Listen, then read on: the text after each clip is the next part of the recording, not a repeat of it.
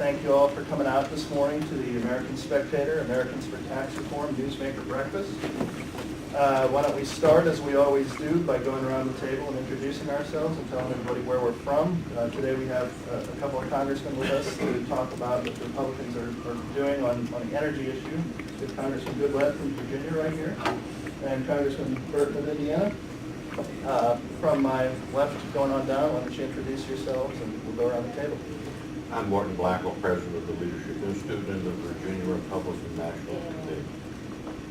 I'm Josiah Ryan, and I cover the Senate for CNS News.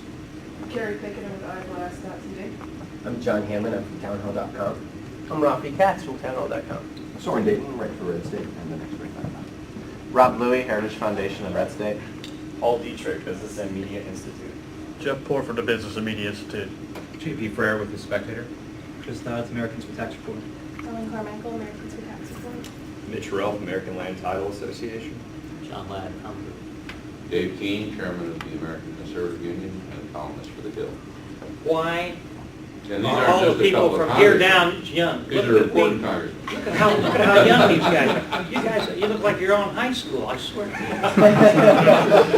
you. You guys have driver's licenses? That's not a good start, Dan. I feel like I'm the geriatric age. Well, I'm going to, before I turn it over to the two congressmen to talk about what they're doing, it's been a very interesting week. We've seen this is starting to become the $4 a gallon gas election rather than the Iraq or even to a certain extent the economy election that people thought it would be.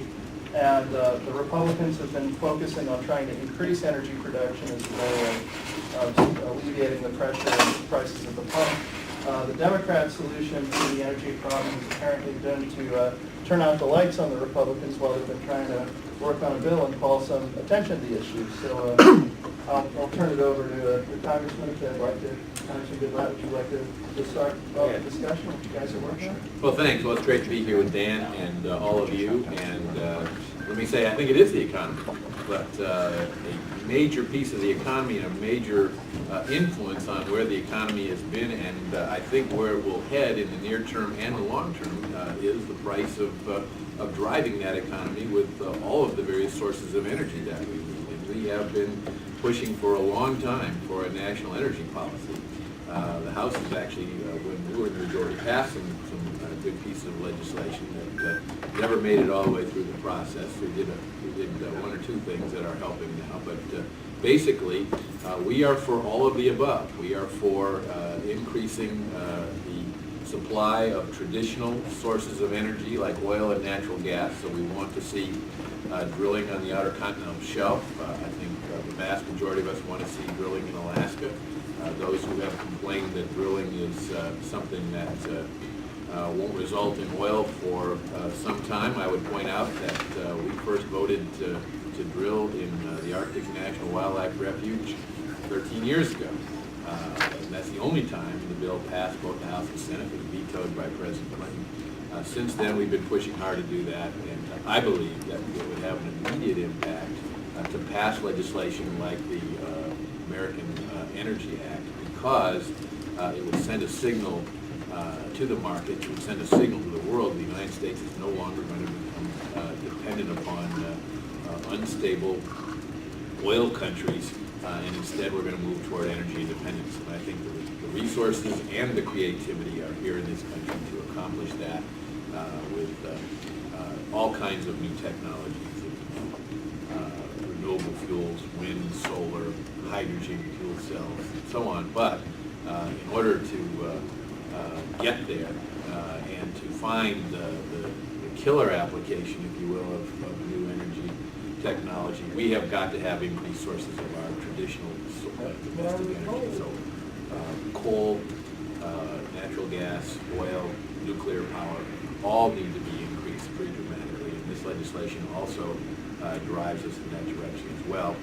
We do not understand, actually, we may have a pretty good idea why the Speaker won't bring this legislation up. It's because it would pass if she brought it up. And she is not in favor of low-cost energy for American consumers and American business and the creation of American jobs. And we have been here waves of members each day for the past 6 legislative, what should be legislative days, or 6 business days, to point that out to the American people. And we are very pleased with the attention that this has garnered, because we do think that this is the key issue of this election cycle, and we're going to continue to press for getting the Congress back here, getting a vote, whether it's in August, whether it's in September. We're going to make this an issue because it is the issue regarding the future of job creation in this country, the future of weaning our dependence on foreign oil, and eliminating that massive trade deficit, which is now 50% oil imports. My turn? Yes, sir. Hey, Mike, come on up here. Hey, there's Mike Pence. Hey, Mike, I didn't know you were in town. Did you get in? Last night. Very good. Rapid by Hoosiers. We have seen the economy really start to suffer, and I think it's going to get considerably worse if we don't do something about the energy crisis and start drilling. I was at a gas station the other day, and a fellow was pumping gas into his pickup truck. It was in a fairly affluent neighborhood. And his son was standing next to him. He says, "You want to help me spend some of your college money?" And you know, that might sound funny, but it's really sad, because this economy and these fuel prices are going to cause all kinds of problems like that economically over the long haul. People I've talked to at the grocery store are really impressed or unimpressed with the prices and the increases that they're seeing. Everything that we buy that is transported across this country by diesel fuel or by truck is going to cost a lot more if we don't do something about the energy crisis. And that's why we're all here, to try to create an atmosphere that will force the Democrats to want to come back here and vote for an energy bill, and if not during the August recess, especially as soon as we get back in September. One of the things that really concerns me that we haven't talked a great deal about, I mean, we've talked about offshore drilling, the ANWR, we talked about the amount of oil we can get from various sources, and the time that it's going to take to get this energy to the market, and what it's going to do to gas prices right away. But the thing that worries me as much as anything else that isn't being talked about is the security issue.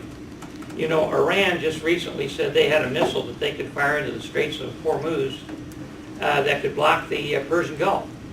We get, I don't know, 15-20% of our oil from that part of the world. They put 2 ships down in the Persian Gulf in the Straits of Hormuz, and we're going to have a difficult time getting oil to the market from there. Chavez down in Venezuela, he's trying to cut a bigger deal with China, and they're talking about a refinery over there. We get 25% of our oil from there. In Nigeria, there's all kinds of thieves over there stealing as much as 500,000 barrels of oil a day, if you can believe that. I don't know how you can steal that much, but nevertheless, they're doing it. So we're dependent so much on foreign energy from people who don't like us that it really scares me. We don't know what's going to happen in 5 years or 10 years. And if we're not prepared to deal with that, we might have a real national security problem. If there's a war that breaks out in the Middle East and Israel attacks Iran because they're developing a nuclear program, which very well could happen, we could see the oil supplies coming to the United States dwindle dramatically, and it could hurt us not only economically, but as far as our security is concerned. We're giving money to people that don't like us. The Saudis are getting a tremendous amount of money. We're sending $700 billion overseas or out of the country every year. And people like the Saudis are using some of our money, some of the Saudis are using our money to support madrasas all over the world, in Canada, the United States, and elsewhere. And they're teaching these radical